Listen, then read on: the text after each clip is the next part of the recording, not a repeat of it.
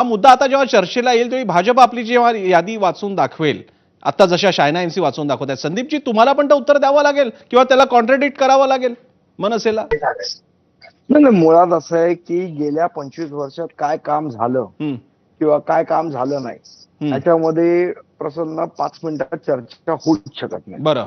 कारण नालेसफाईचा विषय म्हणजे मला गंमत ही वाटते की आज जे म्हणतायत की मुंबई तुंबली, ही तर गेले 25 वर्ष तुंबते मुंबई, आज हम्म, पहिल्यांदा नाही तुंबली. हम्म, 25 वर्षात ज्या पद्धतीने काम व्हायला पाहिजे होतं त्या पद्धतीने झालं नाही. मग ह्या 3.5 वर्षात झालं का, तर या 3.5 वर्षात पण झालं नाही. हम्म, अतिशय स्पष्टपणे सांगतो, ज्या पद्धतीचं काम व्हायला पाहिजे होतं गेल्या 3.5 वर्षात तर प्रशासन एवढं माजलेलं आहे, हम्म, म्हणजे कुठलंच काम लोकांना वॉर्ड ऑफिसर भेटतही नाही.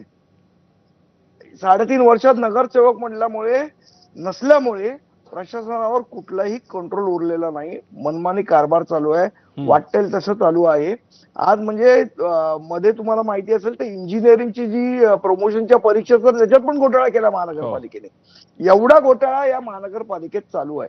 बरं, तो आज या 3.5 वर्षातच चालू आहे का, तर नाही, त्याच्या आधी पण चालू होता.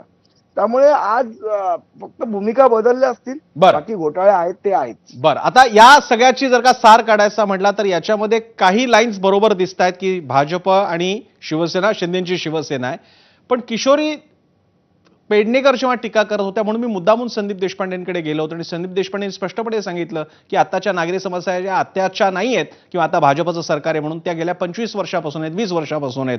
आणि इथेच मुद्दा तयार होतो की नेमकी राजकारणाची दिशा कोणती आहे शिवसेना आणि मनसेमध्ये, ज्याचं उत्तर अजून मिळत नाहीये. मात्र ते येत्या काही दिवसात मिळेल. पण तुर्तास हळूहळू रंग चढायला लागलेल्या, प्रत्येक गिअर टाकायला लागलेले आहेत, प्रत्येक पक्ष आपल्या परीने तयारी करतोय.